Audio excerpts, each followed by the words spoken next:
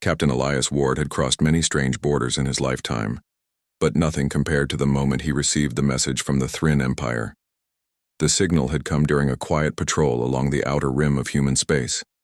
His small vessel, the Horizon's Reach, had been drifting near an asteroid belt when the alien code appeared on his screen. At first he thought it was interference, but the translation program soon shaped it into words.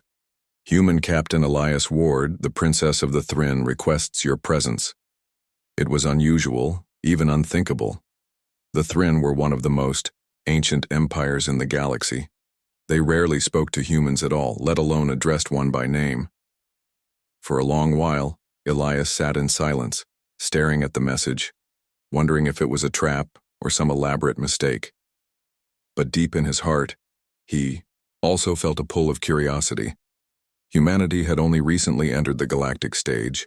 They were seen as minor players among much older, stronger civilizations. Yet here was a direct summons, calling for him. After confirming the message 3 times, Elias finally set a course for Thrin space. The journey took several days, filled with a mixture of anticipation and unease. He knew that to enter the Thrin capital was to step into a world few humans had ever seen. The Thrin were known for their crystalline cities that stretched like glowing towers into the skies of their homeworld, Calith. They were said to be wise but proud, burdened by their long traditions. Stories claimed they had not fought a real war in centuries nor sought expansion in generations. They were rulers who had turned inward, content to let their influence fade slowly into memory. When Elias's ship finally arrived, the sight was breathtaking. The capital city shimmered across the horizon like a jewel. Giant spires rose from the planet's surface, linked by translucent bridges of light.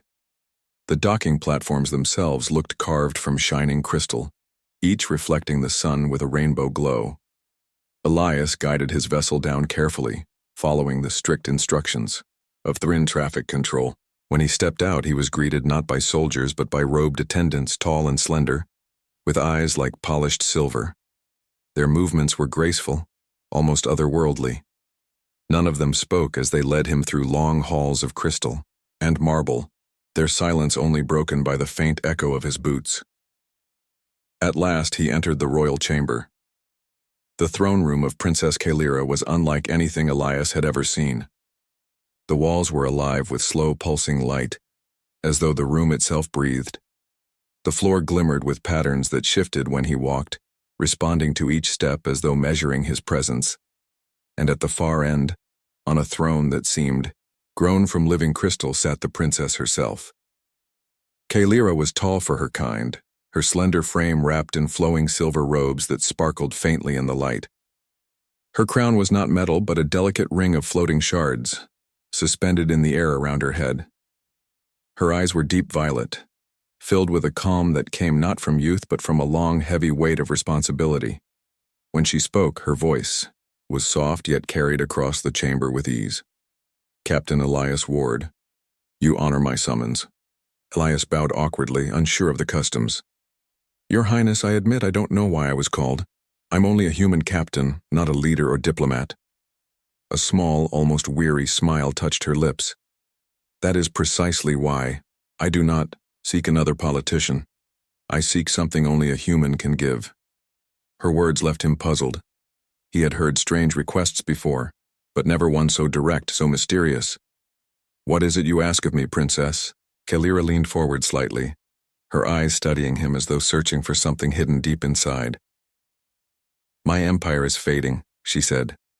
We are ancient, and with age has come caution. Too much caution. My people cling to old ways. They no longer dream. They no longer risk. They no longer hunger for discovery. We are slowly turning to stone, even as the stars burn bright around us. She rose from her throne, her steps silent as she approached him. Though taller, she carried herself with grace rather than dominance. I have watched your kind, she continued. Humans are new to the galaxy, and yet you dare to explore where others would hesitate. You are fragile compared to us, and yet you fight to survive. You build, you stumble, you rise again. That spirit, that fire, is what I need."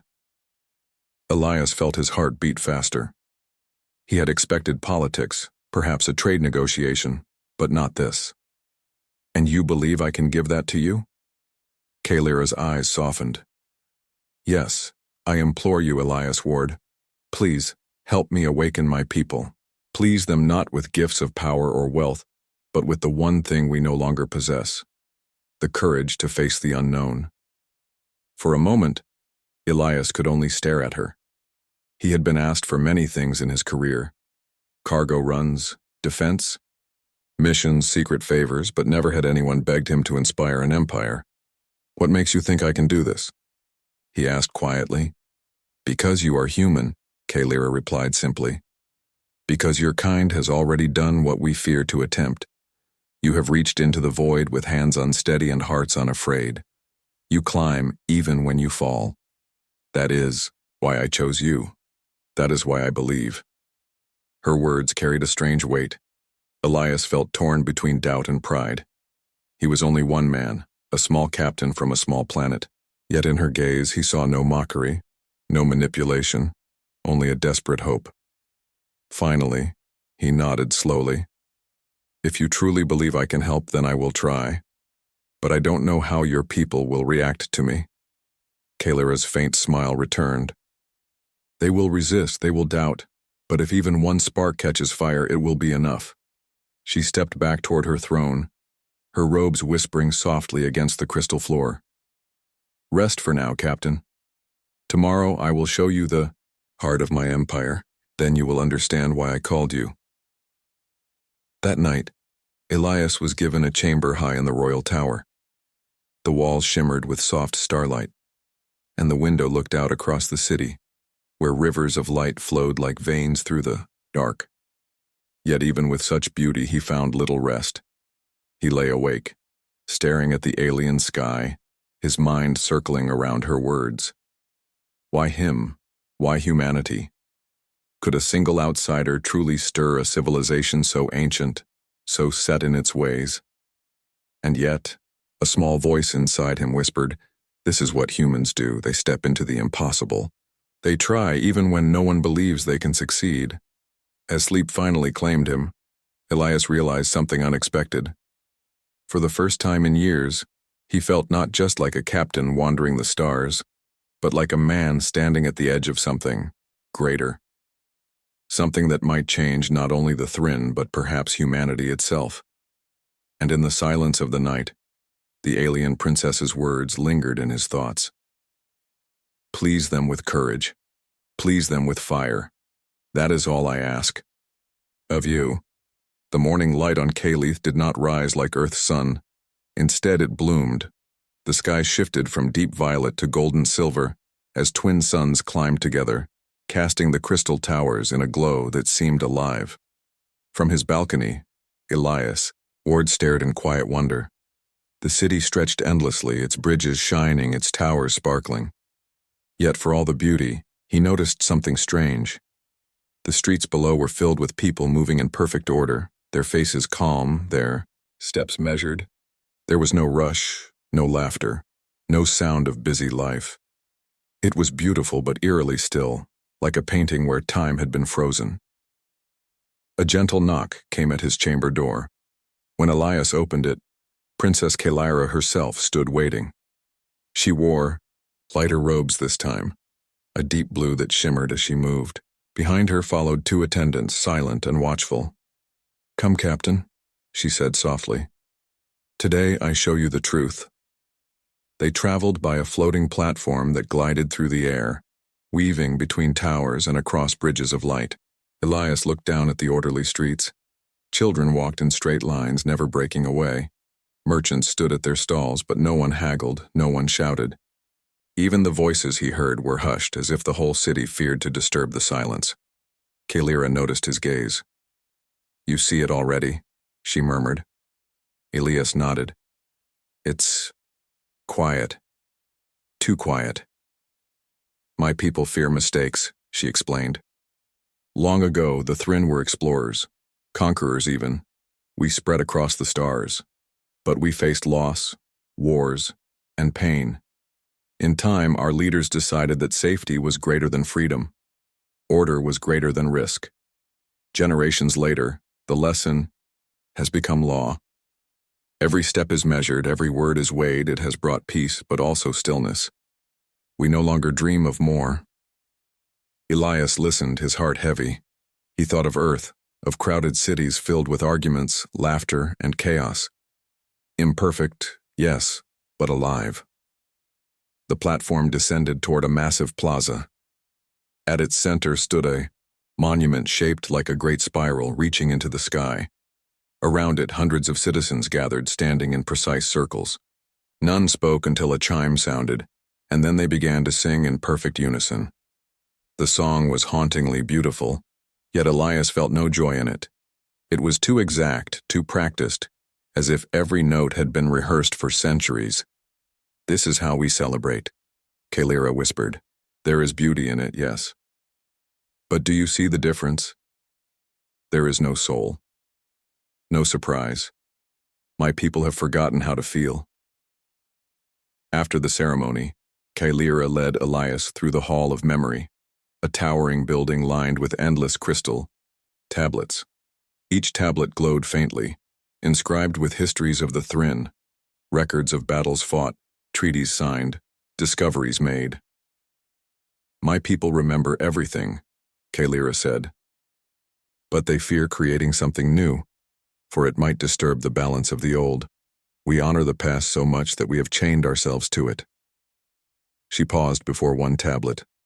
It showed a record of a great war long ago, where millions of Thrinn lives were lost in a failed expansion. "This was the moment we changed. After this, the council declared that risk itself was our enemy.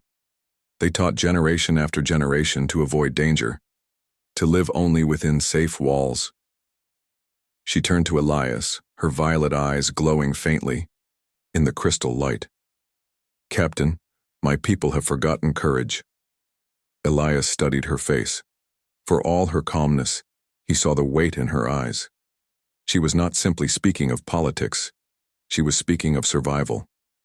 A civilization that no longer reached forward was one that would slowly fade.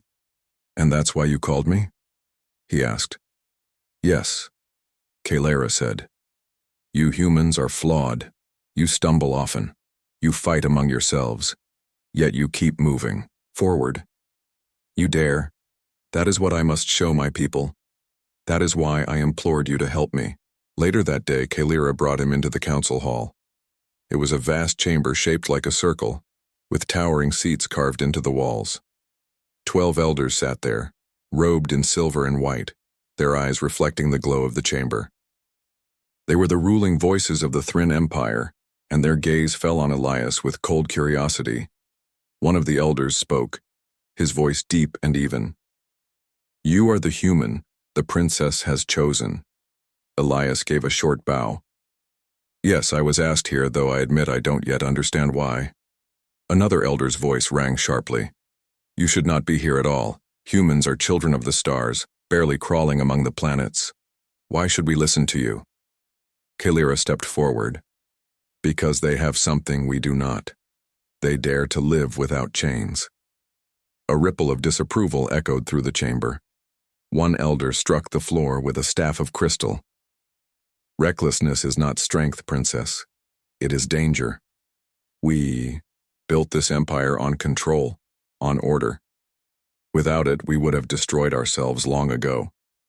Kalira's voice grew firm. "And yet, without courage, we are already destroying ourselves, slowly, silently.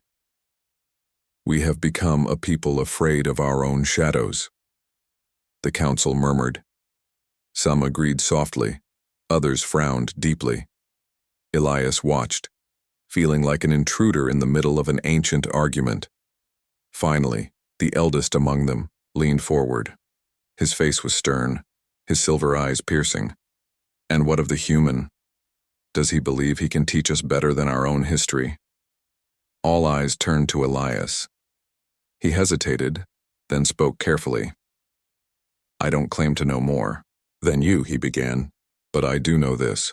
Where I come from, mistakes are not the end. They are lessons.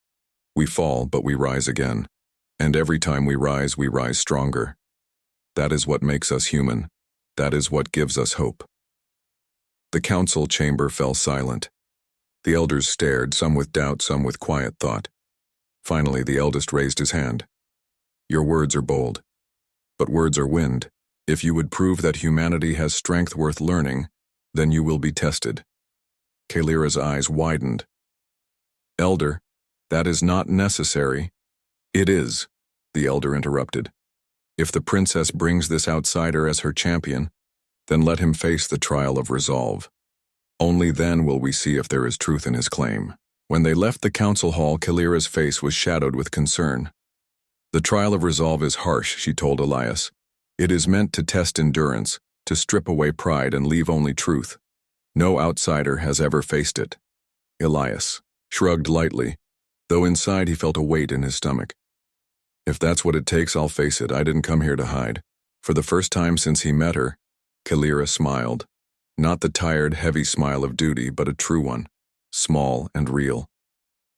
Perhaps you truly are what my people need. That night, Elias stood once more on the balcony of his chamber, looking out across the silent, shining city. Tomorrow he would face a trial designed to break him. Yet strangely, he did not feel fear. Instead, he felt something else. Something he hadn't felt in years. Purpose. The dawn of the trial came with a sky painted in pale silver and violet. From the balcony of his chamber, Elias Ward saw hundreds of Thrinn gathering around a massive arena at the heart of the capital. Their movements were calm and orderly, yet their faces glowed with curiosity. To them, the trial of resolve was ancient tradition, rarely witnessed, even more rarely attempted by outsiders. Elias fastened his simple flight jacket, though he knew it offered no protection against what lay ahead. His heart beat steadily, not from arrogance but from determination. He had agreed to stand for something greater than himself, and now there was no turning back. When he arrived, Princess Kalira was already there. She stood at the edge of the arena platform, her robe flowing in the cool breeze. The elders sat high above in their crystal seats, their silver eyes cold but watchful. Kalira stepped closer, lowering her voice so only Elias could hear. The trial is not about strength. It is about spirit. They will place you in challenges, meant to break your will. Do not give them that victory. Elias gave a small smile. Sounds like half my life already. She tilted her head, studying him. Why do you not fear this? He shrugged lightly. Because fear won't help me.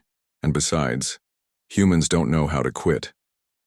For the first time, Kalira's lips curved into a faint, genuine smile.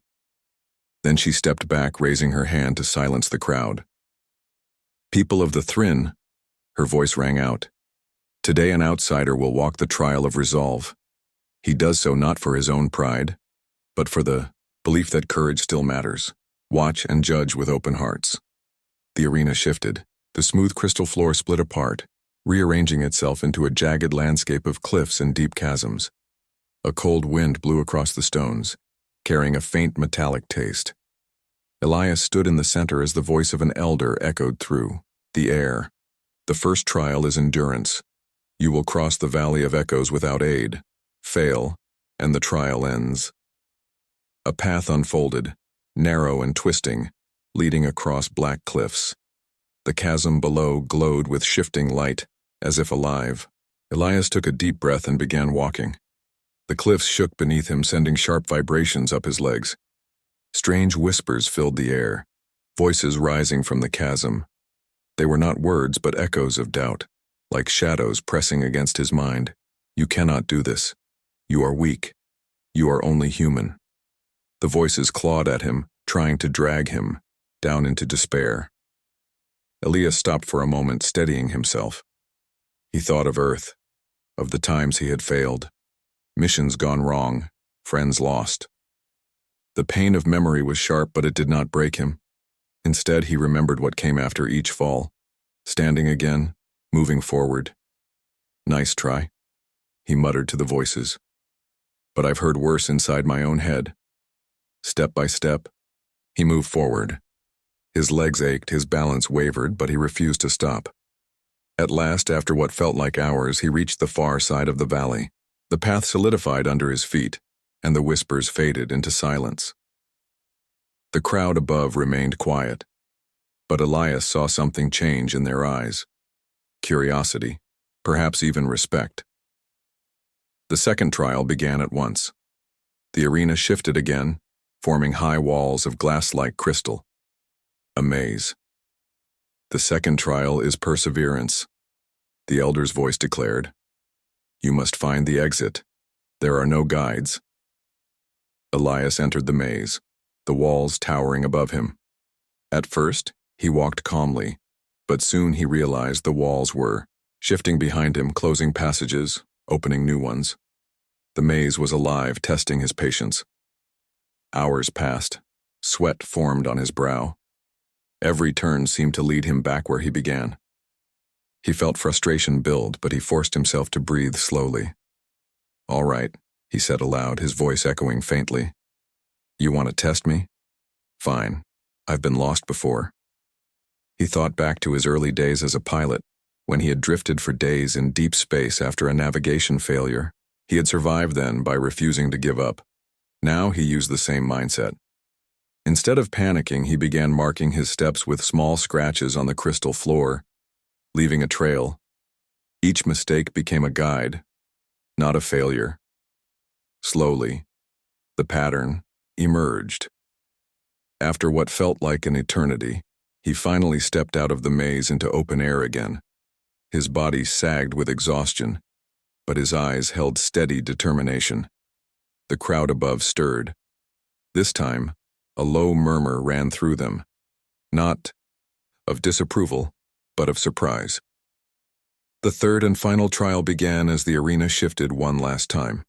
The ground became a storming wasteland with winds so strong they nearly knocked Elias from his feet. Shards of crystal flew through the air like knives. The last trial is truth, the elder intoned. Endure the storm until it passes. Elias braced himself, raising his arms to shield his face.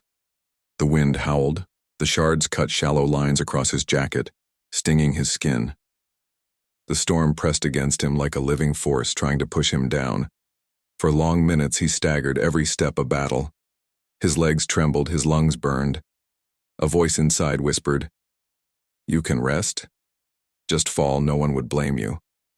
But Elias shook his head. "No," he growled through gritted teeth. "Humans don't stop here." He thought of Earth again, not of its strength but of its weakness. The small blue planet fragile in the vast galaxy. Billions of people living lives filled with struggle, yet each day they woke, they tried again. Humanity survived not because it was strong, but because it refused to surrender. The storm raged harder, but Elias kept moving, planting one foot in front of the other.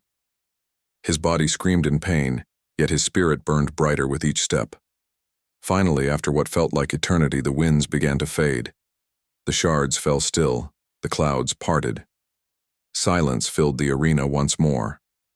Elias stood at the center, battered, weary, but unbroken. The elders rose in silence. The eldest among them finally spoke, his voice carrying across the arena. The human has endured, he has faced the trial and has not yielded. His words were not mere wind. There is strength here, not of body but of will. The crowd erupted, not with wild cheers, for the Thrinn were too restrained for that, but with a rising murmur of awe. For the first time in generations, they had seen something they had forgotten. The raw fire of persistence. Kalira stepped forward, her eyes shining. "Do you see now?" she called to her people. "This is what we have lost. The courage to stand when the storm strikes. The strength to rise again after the fall. This is why I brought him here. Not because he is stronger than us, but because he remembers what we have forgotten." The murmurs grew louder. Some elders looked uneasy, but others lowered their heads in thought. A seed had been planted. Elias, exhausted, met Kalira's gaze. She bowed her head slightly to him, a gesture of deep respect. "You did more than survive," she whispered as he passed by. "You reminded us of who we once were." That night the city felt different. The streets were still orderly, But Elias noticed something he hadn't before. People whispered to each other about what they had seen. Children's eyes were wide, filled with questions. For a people who avoided risk, even a single act of courage was enough to stir old memories. Elias sat by his window, nursing his sore muscles. He had no illusions. He knew one trial could not change an entire empire overnight. But he also knew Kalira was right. Sometimes one spark was enough to start a fire. As he gazed at the stars beyond the crystal towers, he thought to himself, maybe this is what humans were meant to do. Not conquer, not dominate, but to remind others that courage still matters. And somewhere in the vast city below, a quiet ripple of change began. The day after the trial, the capital of Kalith seemed to breathe in a new rhythm. For the first time in many years, the people were speaking openly, their voices carrying more than just quiet agreement. The sight of a human enduring the trial of resolve had shaken something loose within them. They had watched weakness transformed into strength, failure turned into determination, and they could not forget it. But not everyone was pleased. In the High Council Hall, 12 elders sat in their thrones of crystal, their silver eyes dimmed with worry. The eldest elder, Sarath, struck his staff against the floor, the sound echoing like a thunderclap. "This cannot be allowed," he declared. "The human is dangerous. His presence stirs unrest. Already I hear whispers in the streets. Children speak of daring adventures. Workers question why life must always follow the same path. The princess has planted a seed of rebellion." Another elder leaned forward, his voice sharp. "The trial should have broken him. Instead, it has strengthened her cause. If we do not act, the order we preserved for centuries will unravel." But one elder, a woman named Liara, spoke with caution. "Is that not the very problem, Sarath? Perhaps the princess is right. Perhaps we have strangled ourselves with too much fear." "Sarath, Sei," eyes flared. "Do you propose chaos, Liara? Shall we return to the wars that nearly destroyed us? The princess is young, blinded by hope, and this human, he is nothing more than a spark. We must extinguish him before fire spreads." The council murmured in agreement. Though not all shared Sarath's harshness, most feared change more than decay. At last, Sarath raised his staff. "Summon the princess. She must answer for this." Elias was with Kalira when the summons arrived. They stood in the royal gardens, a place filled with towering plants of glass-like leaves that shimmered in the sunlight. Elias had been speaking about Earth's forests, describing trees with rough bark and green leaves, places alive with sound and imperfection. Kalira had listened intently, her eyes distant as if imagining what such a world would feel like. When the messenger approached, bowing low, Kalira read the crystal tablet in silence. Her expression did not change, but Elias saw the tension in her shoulders. "The council demands my presence," she said quietly. "And yours as well." Elias raised a brow. "Sounds like they're not happy with me." Her lips curved in a faint, humorless smile. "You broke the pattern. They fear you now." The council chamber was colder than before. The 12 elders stared down at them, their gazes sharp and unyielding. Sarath's voice rang out first. "Princess Kalira, you have overstepped. By bringing this human into our sacred trial, you have risked the stability of our empire." Kalira stood tall, her violet eyes glowing faintly. "I have risked nothing but silence. The human did not break our laws. He walked the trial with honor. The people saw his courage. Why should truth be forbidden?" Another elder's voice cut in. "Because truth is dangerous. It spreads like fire, burning away control. Already the people stir. Already they question. You have opened a door we closed long ago." Elias clenched his fists but held his tongue. He knew this was Kalira's battle first. She lifted her chin. "Then perhaps it is time the door remained open. We are dying, Council. Slowly, quietly, without even realizing it. Our empire has become a museum, preserving the past but afraid of the future. If you will not admit this, then I will." The end. Hall fell silent. Sarath's eyes narrowed like blades of silver. "And what of the human?" Saroth asked coldly. What role does he play in this future you speak of? Is he your teacher? Your savior? Or is he your weapon to turn against us? Elias finally spoke, his voice steady. I'm none of those things. I didn't come here to rule you or to fight your battles. I came because the princess asked me to show what it means to be human. And if that frightens you, then maybe it means there's truth in it. Gasps rippled through the chamber. No outsider had ever spoken to the council in such direct words. Saroth struck his staff again. Enough! You dare challenge us with your fragile tongue? You are nothing but a child of the stars crawling where you do not belong. Elias stepped forward, his voice rising. Maybe. But even children learn to walk by falling. That's something worth remembering. The council erupted into argument. Some elders shouted that Elias should be banished. Others urged caution, warning that the people already whispered of change and punishing him might inflame them further. At last, Saroth raised his staff for silence. The council will deliberate. Until then, the human remains confined. Guards, take him. Elias was escorted to a chamber deep within the palace, not harsh but heavily guarded. The walls glowed softly and the air was cool, but the message was clear. He was a prisoner.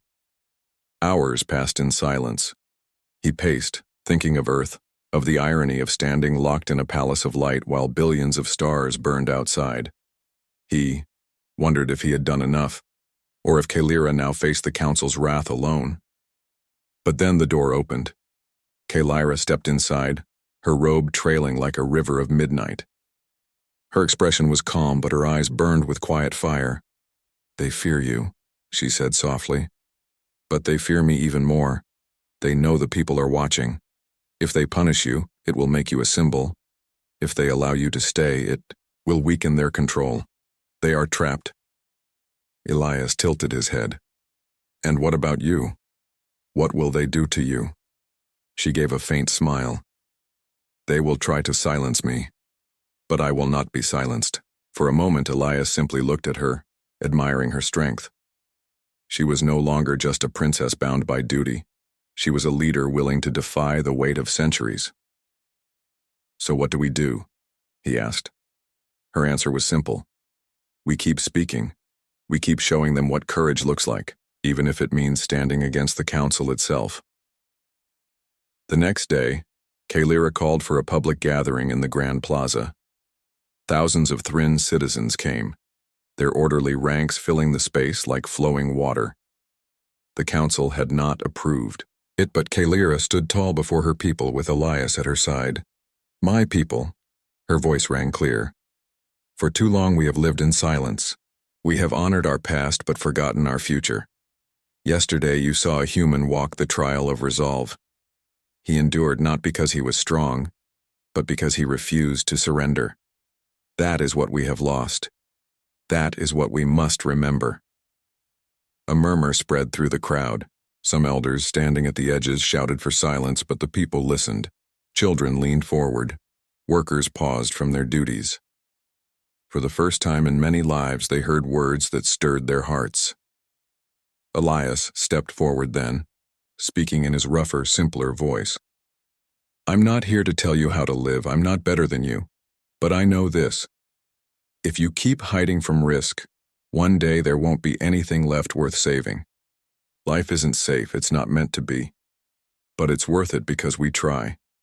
Because we stand up even when it hurts. That's what makes life alive. The plaza fell into a heavy silence. Then slowly, voices rose. Not in perfect unison, but in scattered shouts.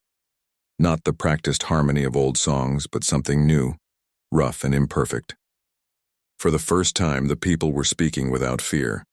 The elders watched from a distance, their faces grim. Saroth's eyes burned with fury, but he said nothing. He knew the spark had already caught fire. That night, Elias and Kalira met, in the royal chamber. The city outside glowed brighter than usual, as though the crystals themselves had sensed the shift. You've done it, Elias said softly. They're beginning to wake. Kalira shook her head gently. We have only begun. The council will not yield so easily. They will fight harder now. But for the first time, I believe my people are listening. And for that, I thank you. Elias gave a small smile. Don't thank me. I only reminded them of something they already had. Kalira's eyes lingered on him, filled with quiet strength. Perhaps. But sometimes a reminder is all it takes to change the stars. The days that followed the princess's speech were unlike any the Empire had seen in centuries. Whispers grew into open talks, and talks grew into voices that refused to be silenced. In the markets, workers asked one another why change had always been forbidden. In the learning halls, young minds began to question the endless reciting of tradition. Even in the homes of the elders, servants repeated the words of the princess and the human, wondering aloud if a different life was possible. For the first time, the Empire was alive with uncertainty and hope. But hope was a dangerous thing for the High Council. The elders gathered in secret, their silver eyes burning with unrest. The eldest, Saroth, struck his staff against the crystal floor so hard that cracks formed in the light beneath. "This cannot go on," he thundered. "The princess has poisoned their hearts with dreams. The human feeds them with reckless fire. If we do not act now, our order will crumble." Elder Liara, the only one who had ever spoken kindly of the princess, leaned forward. "Perhaps order is not what our people need. Have you not seen their faces, Saroth? They smile again. Children laugh in the plazas. Is this not life? We have kept them silent too long. Silence is safety," Saroth hissed. "We sacrificed freedom to save ourselves from ruin. Would you undo it all for the foolish words of a human?" Another elder joined in, his tone sharp. "If we crush them now, we may lose the people forever. If we do nothing, we lose control. What path remains?" Saroth's eyes hardened. "There is one path. We remove the princess. Without her voice, the fire dies." The council chamber fell into uneasy silence. Kalira, unaware of the elder's plan, stood on her balcony that same night, gazing over the glowing city. The lights of the capital seemed brighter than she had ever seen them. It was as if the crystals themselves were answering her call for change. Elias joined her quietly, standing beside her in the cool night air. "They're afraid," Elias said. "I saw their faces when the people cheered you. The council won't let this go. You know that, don't you?" Kalira nodded slowly. "I know. But fear is not enough to stop me anymore. I will not step back into silence." He studied her, admiring the calm strength in her voice. "Then we need to be ready. They'll try something. Maybe tonight, maybe tomorrow. But they'll come." Kalira turned to him, her violet eyes glowing faintly in the starlight. "And if they come, will you stand with me?" Elias did not hesitate. "Always." The strike came at dawn. Guards loyal to the council surrounded the palace, their silver armor gleaming. At their head marched Saroth himself, his staff raised high, his expression dark with determination. "The princess is to be removed," he declared, his voice echoing across the marble courtyards. "She has betrayed our order. She has led our people astray. By the authority of the council, she is no longer heir to the throne." The word spread quickly, carried by startled messengers and rushing servants. Soon the entire capital knew the council had moved against Kalira, but instead of fear, something else happened. The people gathered. From the plazas, the markets, and the gardens, they came in streams.